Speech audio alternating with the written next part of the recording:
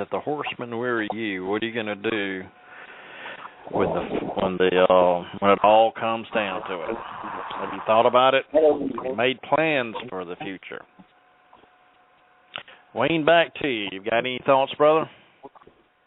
Well, you had mentioned something about giving my web address when I came back. So I thought I'd share that and then go on. My website is waysidesalongthejourney.com. I'll spell that out, all small letters.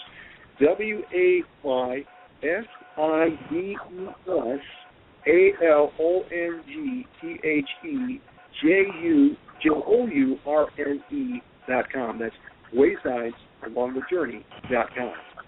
Well, my YouTube channel is Wayne O'Connor. That's my name, WAYNE, O''C''ONN.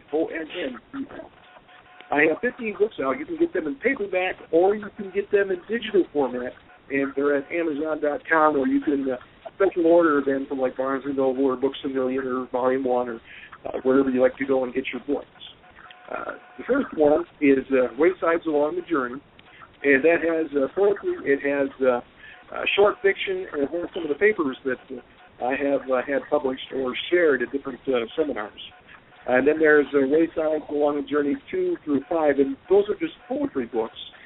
But there's also a lot of prophetic poetry in there, and poetry that talks about some of the issues and topics that are covered on this radio program and in some of the websites that Dr. Quarterman has. Whether you're talking about violence or the flood or the coming one world government, I have a number of books that cover those topics. Probably one of the most important books that I have covering some of the end times is called The Final Piece of the Puzzle. You can find that at Amazon.com. And there is another book that probably sells the most. It's called The Fallen Angel Alien Connection. And, of course, that is available at Amazon.com. And if you're looking for just general teachings, one of my favorite books out there that people like a lot is called Kingdom Lessons. And this is available both in digital and in paperback formats through Amazon.com. And, thank you, Wayne. Okay. Thank you very much for coming on and sharing those with us. And I'd also like to remind the folks that are listening, we also are trying to start a brick-and-mortar church, which will be a kernel, so to speak, to try to get the word out here in the southeastern part of the United States. And you can find that. In fact, it's the only place that you can find on the web or anywhere else to actually make a donation. And it's called End Times Church. End Times, hold on a minute. That's too complicated. Let me give you an easier one. CKQOnline.org. That's sort of a short one to get there. CKQOnline.org, and you can find there a donation button, and all donations go toward rent and light bills and insurance. None of it goes to my salary. I'm not taking the salary. This is a Second Amendment church. We believe in the right to bear arms. We're not a 501(c)(3), so we'll stand up and talk about the government, anybody that needs to be talked about. We're going to tell it just like it is. But I would solicit your support just while we're getting started until we have enough members to pay the rent and the light bill and get it off its feet. And that's CKQOnline.org, and you can look on there and find the donation button. And you can also link to and from my other websites from that website. And to share a little bit of the vision I've got is I believe with a small body of people here in Taylor, South Carolina, which is next to Greenville, South Carolina, which is the middle part of the state of South Carolina, halfway between the upper middle part of South Carolina, between Atlanta and Charlotte. And I believe with a small handful of people that we can affect the whole Southeast, because if we can get this started and get the word out, number one, that Jesus is returning, and two, that we're living in the days of Noah and what that looks like, and three, we want to preach the full gospel. If people are afflicted by demons, we want to cast those demons off of them. If they're sick, we want to pray for them. And we want to preach the gospel of Jesus Christ and disciple people and teach them how to do these things and let them go back out to wherever they're from and, you know, enlighten other people. It's time that the church woke up, that it shook off its lukewarmness and stood before God and said, I'm here and I'm ready to take your message. The church is lackadaisical. It's gone to sleep. All of America, for that fact, has gone to sleep. Americans have their heads in the sand. I mean, America is literally falling apart around the seams, and Americans are asleep, and the pastors in the churches should be shot because they're not telling people to wake up. Why do I say that? Let me just give you one little piece of information. Let me ask you this. What is the unemployment rate? You're going to tell me 7 to 9%, right? No. If you figured unemployment today the same way it was figured in 1930, which is true math, and you applied the same math to today, you would find out that our true unemployment rate is 30%. We have a higher unemployment rate today than we had in the midst of the Great Depression of 1930s. And that is a fact. How long can we print money, and how long can we sustain that as a country? Can we do that for another year? Can we do that for another 5 years? Can we do that for another decade? I very seriously doubt it. The time of paying the price is coming. America is going to pay the price for its neglect and for it turning its back on God. It's coming. The day is coming. And that day needs to be preached from the pulpits. I dare say this, and I've had nobody contend that I was wrong. Not yet. If King George of England had thought up a 501(c)(3) tax deduction status for the pastors before the American Revolution, I dare say we'd have never had an American Revolution. The pastors would have never taken a stand in the pulpits against King George for fear of losing their tax-exempt status. And ladies and gentlemen, that's what we have today. We have a bunch of fearful men leading the flock of God into a doomsday. It's time that the church woke up, repented, and turned to Christ. That's the only hope that we have in this country today.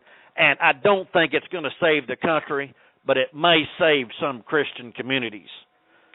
And I talk about community across the country. I'm talking about Christians that band together, that make some preparations and put some things ahead for the hard days to come.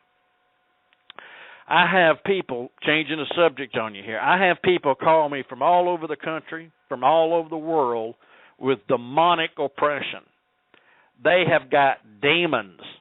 I used to think, in fact, I think I was probably told this somewhere, that all of the demons were pushed into the garbage dump. Or at least that's what I thought. Where are the demons today? I read about them in the Bible. Well, they must be in the garbage dump. No, I got news for you. There are a bunch of people walking around out here with demons hanging around on them. And that includes Christians. Ah, you mean to tell me a Christian can have a demon? No, a Christian can't have a demon because the Holy Spirit dwells in a demon. Well, let me ask you this. Can a Christian be sick? Sure he can. Can a Christian have cancer? Sure he can. Can a Christian have mental illness? Sure he can. Can a Christian have a demon afflicting him? Yes. Wake up. Get your head out of theology. Deal with practicality. Yes, a demon can afflict a Christian and needs it cast off of them. I do it all the time. I do it 6-7 days a week if I have people that call me. I had a poor lady call me the other day. She'd spent $1,000 going around to exorcists to try to get devils cast off of her. Well, in her particular case, she really didn't have demons. She was just schizophrenic. Okay, I can hear the callers now calling in here and telling me everybody who's mental illness has a demon. No, they don't. Not all mental illness is demonic. And some people need meds. I'm sorry, if you're a holistic believing Christian and you think Christians shouldn't take medicines, I want you to know something. If a Christian is a diabetic and doesn't take his insulin, he's going to die. You can feed him all of the holistic stuff you want to. Of course, now there is an exception. He loses about 50 pounds, he might make it. 50, 100 pounds, depending on how big he is. So maybe there is some truth to that. But listen, it's time we got off our high horse. The Bible doesn't say anything against taking medications. If you need medications, you need medications. Paul told Timothy to take a little wine for his stomach's sake. And it's time that we who promote healing and we who promote deliverance understood that prescription medicines are not our enemies. And we can work along with doctors and not against them. That's a different story. That's a story for another whole episode. So we won't go there right now. Let's just say we're having people call us from all over the world. We had a boy call us from the Philippines who had been involved in prostitution. He'd been a homosexual and just about anything else you can imagine. And we cast devils out of him. And I got word the other day that he's doing much better. There's just incidents after incidents of people that we've talked to. Western Australia, Italy. We prayed for a woman not long ago in Italy in an insane asylum and led her to the Lord. And cast some demons out of her. And she didn't come out of the insane asylum. But she did quit having the voices talk to her, and we know she'll be in the rolls of heaven today, and that's what counts. So I'm going to do this. I'm going to open up the lines in a few minutes. Anybody has any questions about the gap theory, the ruined Reconstruction Creationism, I'm going to give you an opportunity to ask that. Our phone number is 347-308-8338. Call in and have your question ready, and I'll take it and see if we can answer it for you. And so I'll play just a little bit of music here and give you a chance to call in at 347-308-8338 if you have any questions, and we'll take those questions.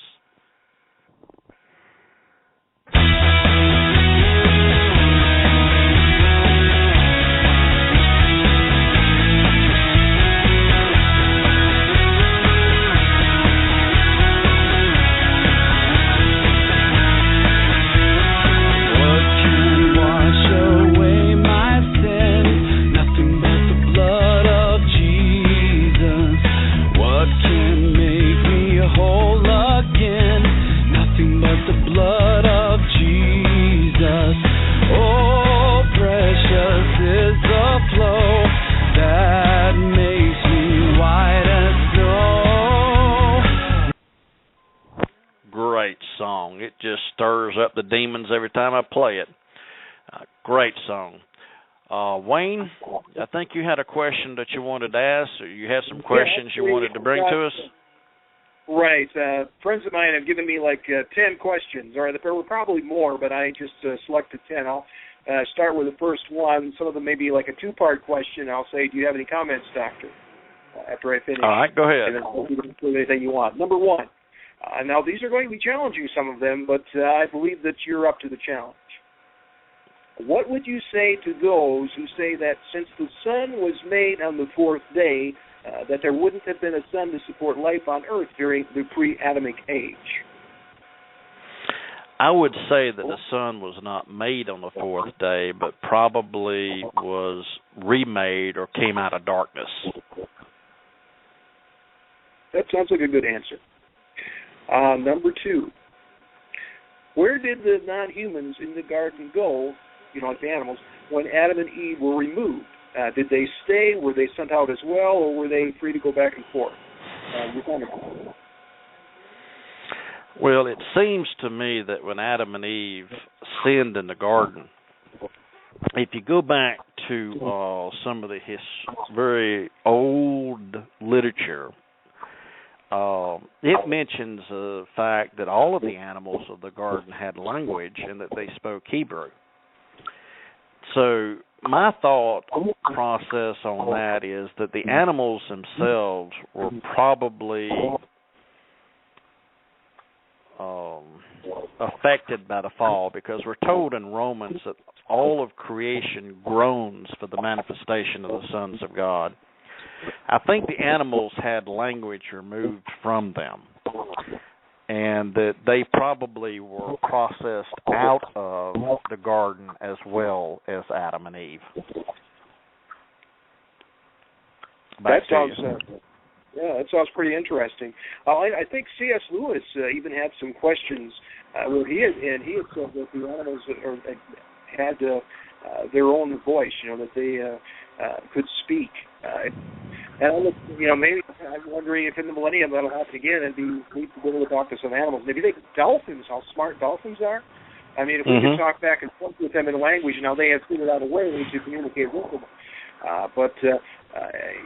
While some animals are just going on instinct, I still get blown away with the way that animals can figure out how to use tools. For example, there was I think a raven once, and they had where it couldn't quite get into a hole to get some type of a bug that had went into it. There's a hole in a fence post, like a tree, and it took a little stick, about as thick as a pencil lead, hit it with one end of its beak, and poked in that hole and pulled out that insect and ate it. If that can happen, some of the animals, could have been quite intelligent. You could have had quite an interesting conversation with them. Well, I'm sure Stardog would have had something to say. Let's see. Another question that I was given. Was the Garden of Eden here on Earth or in another dimension? Your comments on that, Doctor? Oh, it was certainly here on Earth. Probably west or to the right of the lesser Lebanon mountain ranges. Seems to me that we had a conversation once where someone told you about an obscure verse, and it actually had much to say about that issue. Do you remember where that was? Yeah, I've got it on the website ckquarterman.com, and I'll give you the verse in just a second. Good verse.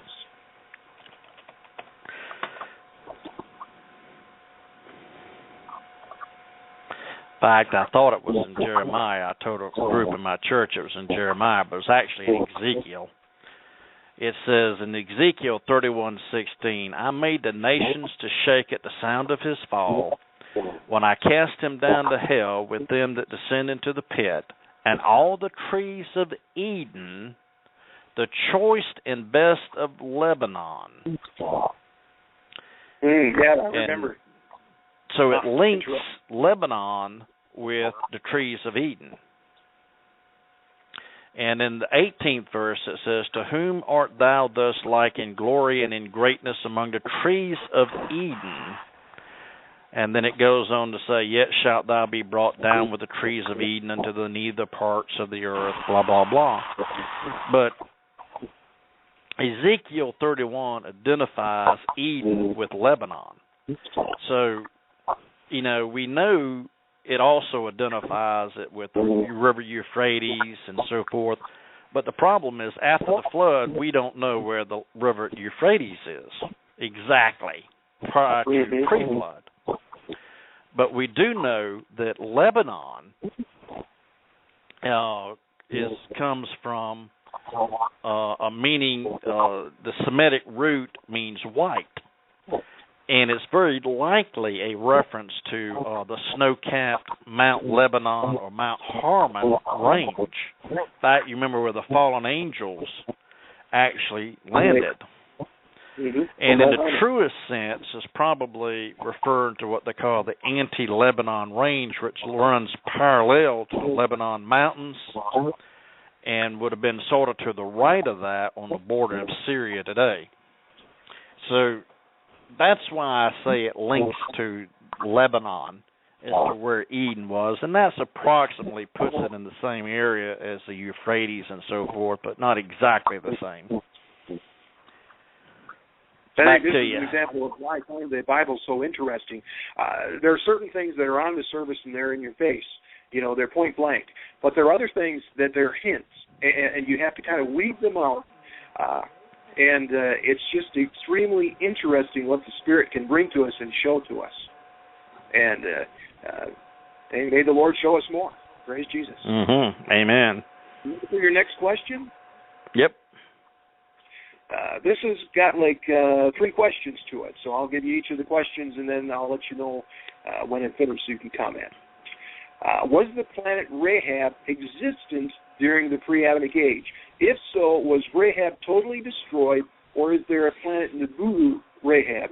Or could Nibiru, or the planet X, as it sometimes is called, could it have existed then, or is there an artificial creation like the Death Star in the Star Wars trilogy that's coming back?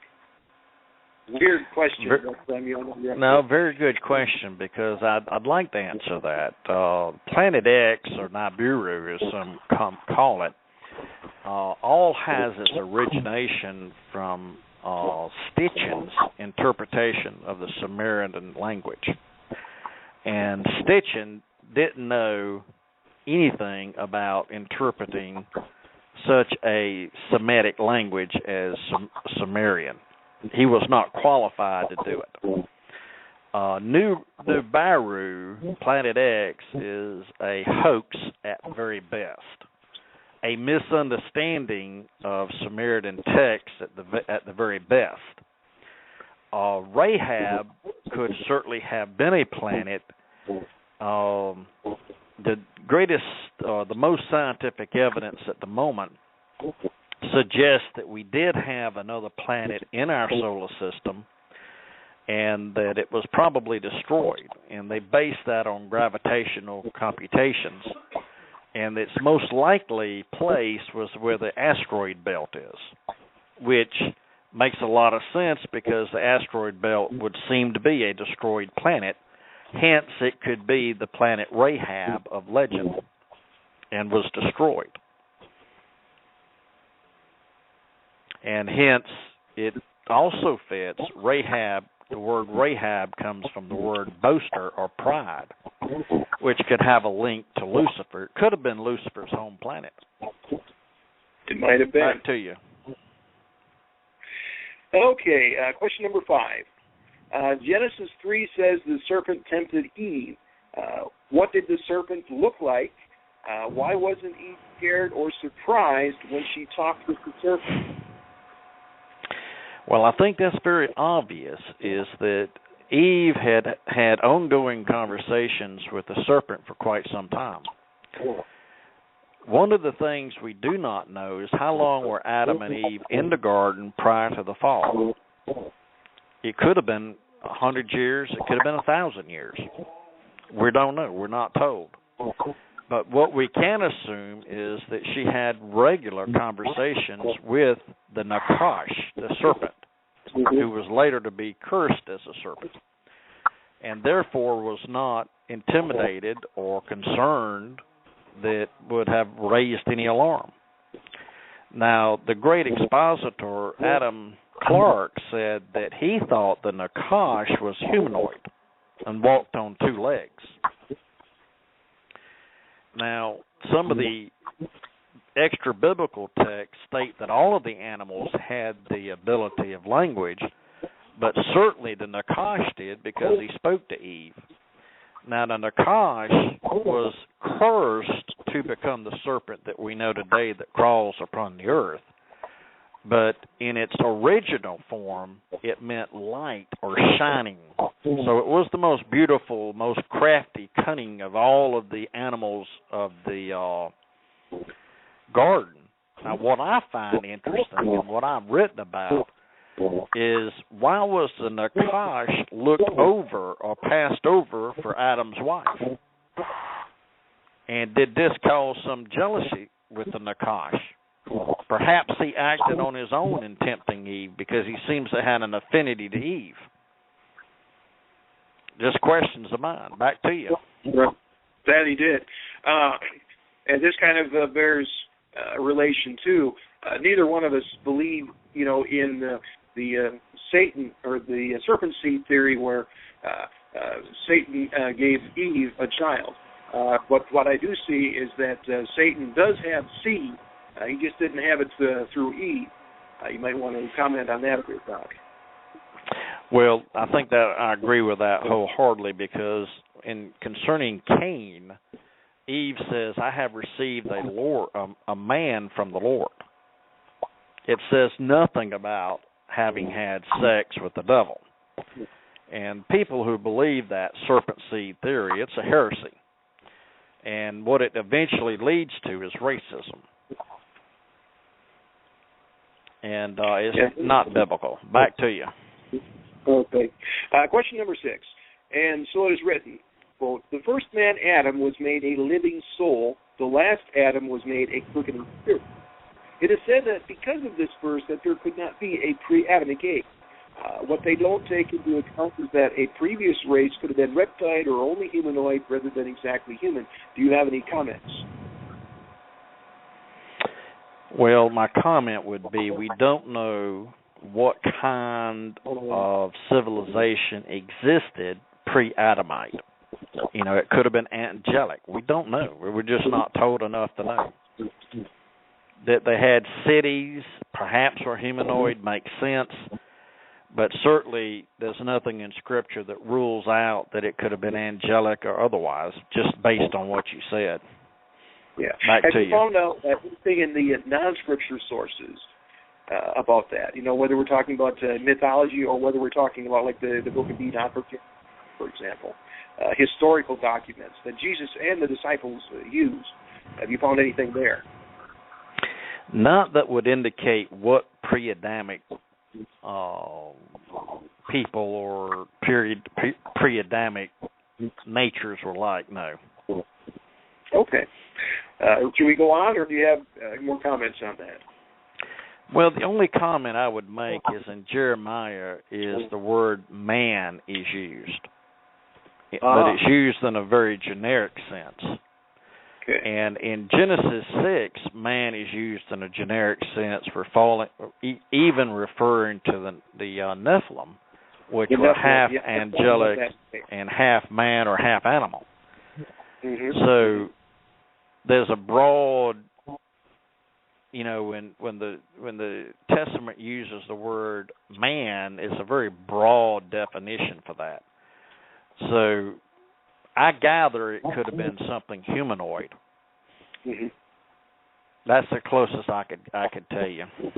That sounds good. Question number 7. I have heard that one of the soft spots in young creation theory has to do with the star fields and their rates of expansion.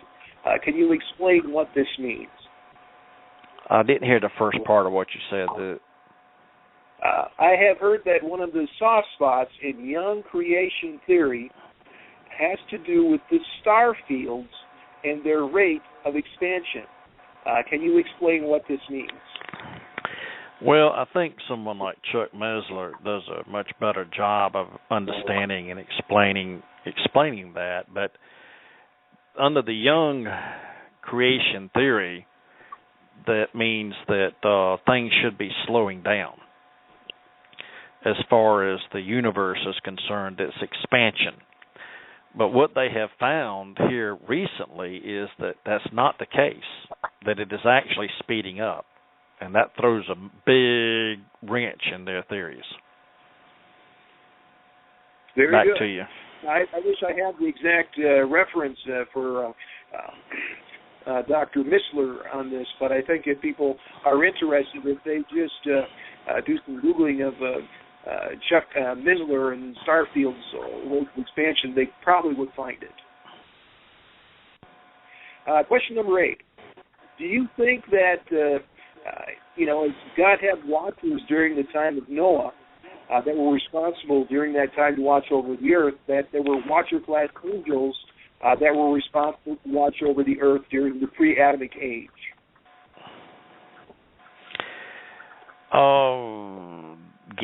I would guess that God has had watchers over the earth in all of its ages, but there's certainly no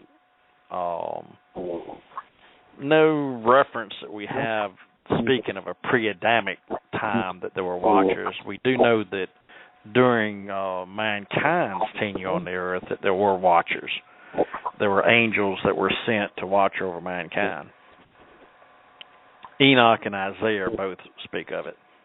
Mm-hmm. That's very true. A fascinating study, really it is. Let's see, number 9. If Satan sinned before Adam by rebelling against God, why is Adam responsible for all sin?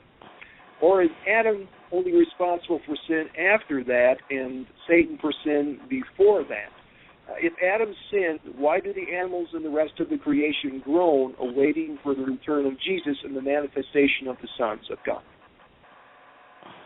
Do you need that one again? Well, I can tell you the standard line on that is that Adam had been given authority over all of the creatures of the earth, and that when he sinned, he abdicated that authority to Lucifer, and hence they became under his authority. I think there's probably some things there we just don't quite understand, and I'm not sure I understand all of that either. Back to you. Okay. Well, one of the things that came to mind as we were talking about that, it's pretty obvious that Satan did gain that authority. When Jesus was tempted in the wilderness, if it weren't so, Jesus could have said to the devil that he had no authority and he wasn't going to listen to him and to go alone. But it didn't go like that at all. Right. When he took him to the temple, the pinnacle of the temple, he showed him all of the world's kingdoms and said they belonged to him. So he obviously did have authority over them. I'm not sure if I really understand how he got that, but it's obvious he had it. Right.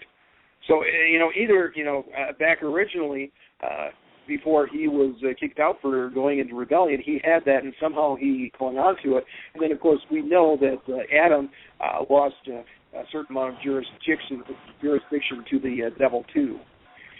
So, we may not be able to figure out, every point of where he got that, but it's pretty obvious that he has that. Correct. I've got a friend, David Dyer. I think you've heard of him before, and I actually sent him books. He's got like 10 titles, and he's a very strong advocate of the pre-Adamic race. And in some of his books, he talks about that too. And I can't remember exactly where I was going with this, but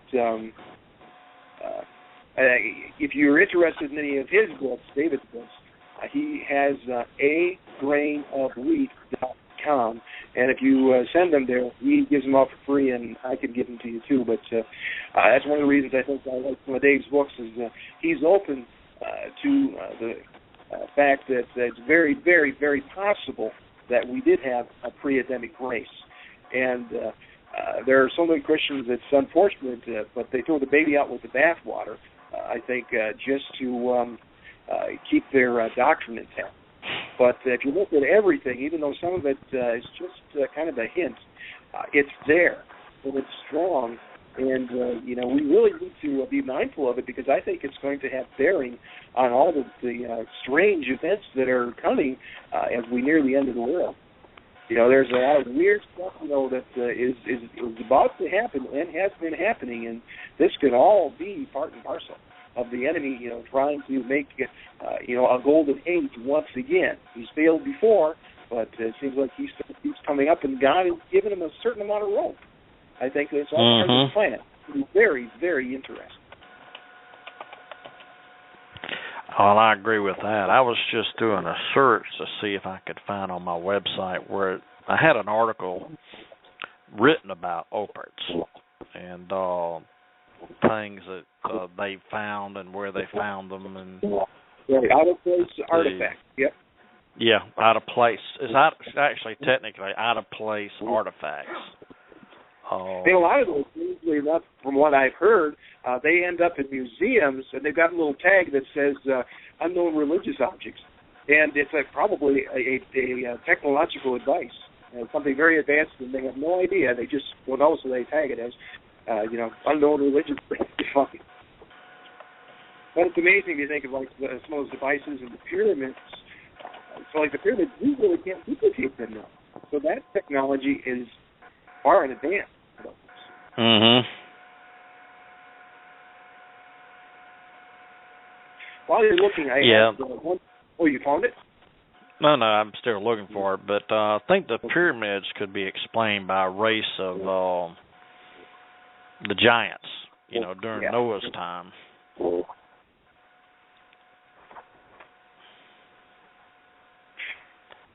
But I have a question and then we'll probably quote. Did you find what you were looking for, Doctor? Well, what I'll do is I'll give you the greatest website out there on the web about operts is S8, the number 8, INT.com. I think I've been there before. Yeah, and oparts is spelled OOPARTS. And they've got the greatest collection of stuff about oparts of any website on the web. And that sounds pretty good. Although I have to admit, I've looked at that title before, and it kind of gives me the heebie-jeebies. It looks almost like Satan. But I don't know where they got the name from, but it's the greatest. And I thought, I think maybe that's one of the reasons. They've got some really good stuff there that I haven't went back too much. The website name really bugged me. But anyway, I'll give you question 10, and unless you've got something you want to talk about, and then you can cue me in, and I'll give you 10. What's up? Go ahead. But if death reigns not from Adam to Moses, as the Bible says, Romans 5:14, but had already reigned for billions of years before Adam, then death was not the wages of sin, but instead was part of God's creative purpose. How then could the death of Christ put away sin? The gap theory thus undermines the very gospel of our salvation, as well as the holy character of God. Well, what comments do you have on this, Doctor? Well, I think we'd have to break that down a little bit. We know that Lucifer rebelled before Satan. Lucifer rebelled before Adam was created. So it's an enigma in a way that sin existed before Adam. So when we're talking about sin existing in creation, and the only thing that we're actually saying differently is that sin existed on the earth. Death existed on the earth. And to me, that's not a very big leap, because in the Hebrew, the word garden, gan, means a protected place. And what was it protected from? It was protected from sin. And had Adam not sinned, it's very reasonable to believe that the gan, or the garden, would have been expanded out. So salvation has everything to do with man and nothing to do with the angelic civilizations, nothing to do with Lucifer. So I'm not sure if that's answering your entire question, but I think we'd have to break it down in parts to answer it any better than that. Yeah, I can't think of anything to add. So I guess my questions are done, and whatever you're up to now, Doc, I'll be along with you. If you want me, I'll just turn off the air too for a while. Maybe you can give listeners a chance to ask some questions. Well, I've got a couple of listeners. I thought I'd click them on and ask them if they had a question. Sometimes they're just listening, but some of them may have a question. We'll see. Thank you there, Wayne. You're welcome. I thought it was a great time tonight. Thank you. You're welcome. Okay, we've got a listener from the 615 area code. If you have a question, that would be the time to ask it. If not, I'll go to the next area code.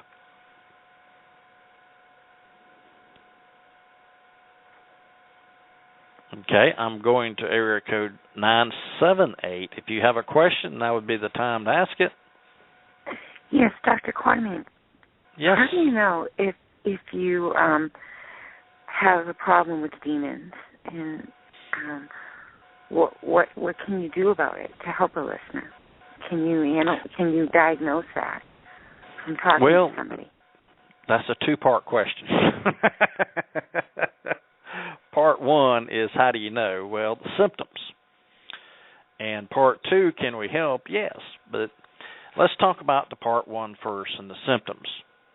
Usually what I will do to shorten the conversation is I'll ask a person, why do they think they're being afflicted? But I could go down a long list of things that could be afflictions of demons. But usually a person has some pretty specific things in mind that they want to ask if these are afflictions. So what would you say was bothering you? And let's take a look at that and see what we think about that. Financial devastation, and not being able to take care of the family. Okay.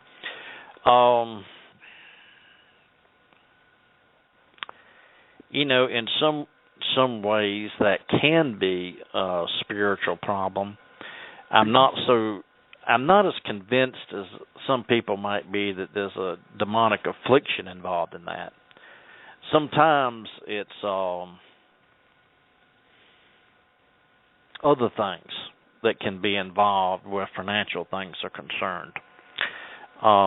Generally, when I think about demonic affliction, the things that I hear most commonly anyway are things like noises, voices, smells, appearances, shadows, suffocating, sleep paralysis, things of that sort. Sometimes when you get into the area of financial, and I would be glad to do this too, I'll give out this number on the air. This is my office number. It's 864-399-9377. And if you'd like to call and go into a little bit more depth, I can help you. With financial things, there can be a lot of things involved. It can be bad decisions. It can be being with the wrong people making the wrong decisions. It can be people who are under the influence or addiction of drugs that are making bad decisions.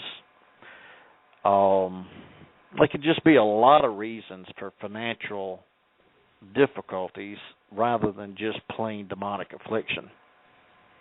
Does that answer your question? Yeah, I guess it does. I suspected that perhaps if you were talking to somebody at the other end of the phone that you could readily identify if there was that aspect to it. Probably not that easily. I've known some people, for instance, I knew a man that always seemed to struggle with his finances. He was a very Christian, very committed Christian person. And I went to the Lord several times and asked what was wrong. He never would tell me. And, I personally didn't have that problem. But, and I thought to myself, this guy's much more, he was the perfect Christian. And as time went on, it turned out that his wife got involved in an affair and left him. And her reason for leaving him is he just never made enough money. But as soon as she left him, his whole financial situation changed. He went to making a lot of money. Now, the opinion that I came up with after that was that God himself had throttled back his ability to make money, and it was actually a test of his wife, and she failed. And as soon as she was out of the picture, then God blessed him. So I think when we're talking about financial things, two things come to my mind. One is finances can be a megaphone where God's trying to get our attention. And two, it can certainly be whether we're walking in his will or not. If we're not walking in his will, he's certainly not going to bless us. So I think we have to look at those things, and it may not just be as simple as a demonic affliction. I hope that helps answer your question, or at least gives you food to think about anyway. Yes, it does. Thank you very much. Sure, and feel free to call me anytime, and I'll be glad to pray with you. We get some specifics we could pray about or something. Okay? Thank you. Thanks for calling in. Thank you. Night. Mm-hmm. I'm going to pull in area code 423. If you've got any questions you'd like to ask, now would be the time to do that. Hello. Do you think Hi. we have? Hi. Do you think we have people around us that have, like there are videos surfacing of movie stars and stuff that they're showing reptilian eyes? Do you think that's really happening as far as some of Satan's seeds being disguised? I knew you were going to ask that. I don't know how I knew you were going to ask that. I knew you were going to ask that. Oh, goodness. Okay, I'm going to give you my honest opinion. An opinion, this is only an opinion. I don't think so. But that's just an opinion. A lot of what I see could be photoshopped or could be done through film. I just haven't seen anything that convinced me that it was true yet. So I think I'd have to say the jury was a little bit out on that, but I tend to be on the pessimistic side of that one. All right. Just wondered. Well, there's a lot of it posted around, but it's not hard to make those kind of things look that way. So,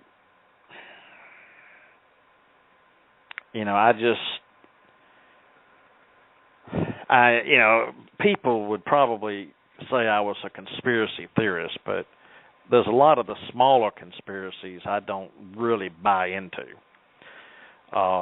And one of the biggest ones around is this thing about Prince Charles and the royalty, and they're all reptilians, and I just never have bought into all that for a lot of different reasons.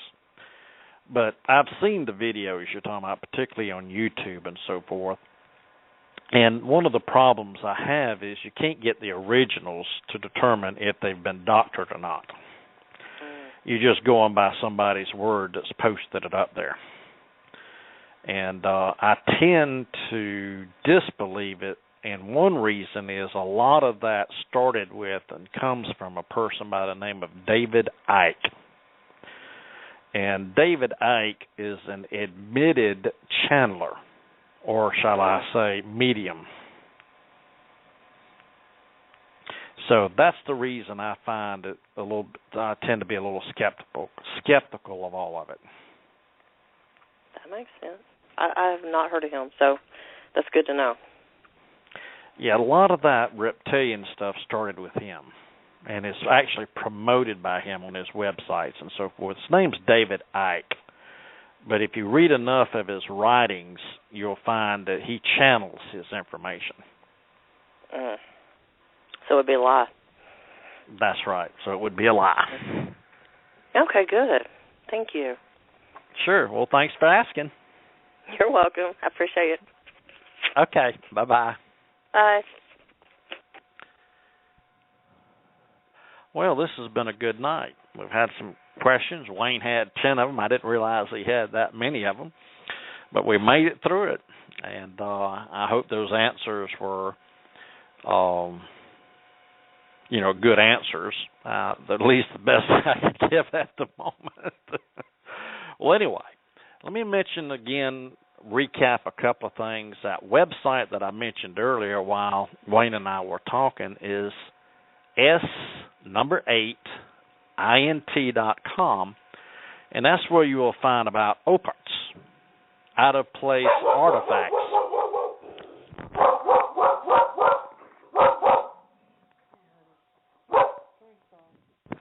And if you could hear that in the background, that was my dog that got upset because something exploded in the neighborhood. Isn't that interesting? Anyway, let me mention to you that, we can be found on Amazon. Just look us up under C.K. Quarterman, Quarterman. And all of my books will show up. Fallen Angels, Genesis Secrets Revealed, Marriage, a Covenant, Casting Out Demons, and a new book. Yes, the new book is Casting Out Demons. The older book was Demons and Deliverance. The Casting Out Demons is twice as large as Demons and Deliverance. And it's got a lot of testimonies in it of people who have been delivered from demons, from demonic forces that have come against them.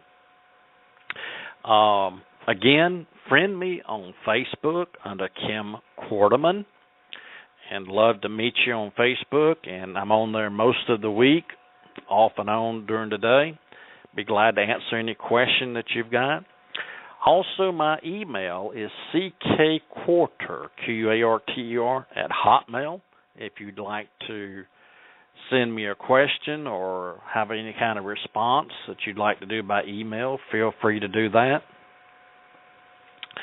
And again, let me mention we are starting a brick and mortar church, and you can find it at ckqonline.com, and it's the only place you'll find a donation button anywhere on any of my 6 websites.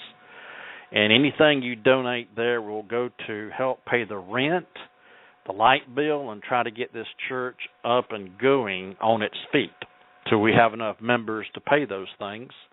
And our goal, as I talked about earlier in the program, is to create a generator or a dynamo or kernel, if you will, to be able to get the word out here in the southeastern part of the United States that Christ is returning and what these times look like and that we need to wake up. Anyway, this is Dr. C.K. Quarterman coming from you from Taylor, South Carolina, the upper state of North Carolina. South Carolina, I'm sorry. We're not far from North Carolina, but the upper part of South Carolina. And we're glad to have you on with us tonight. Thank you so much for being here.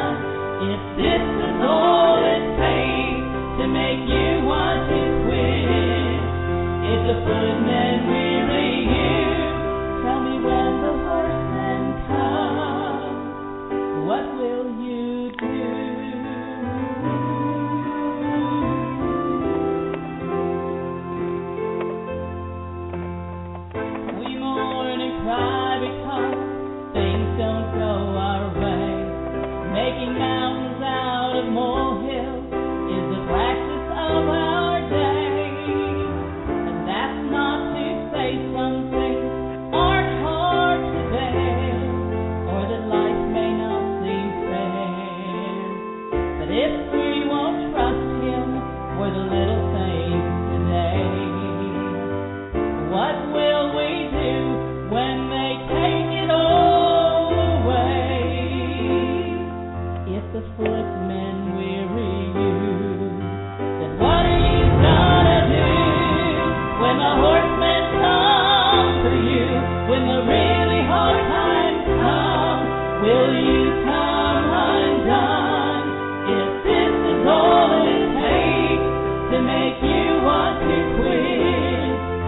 the Birdmen weary here.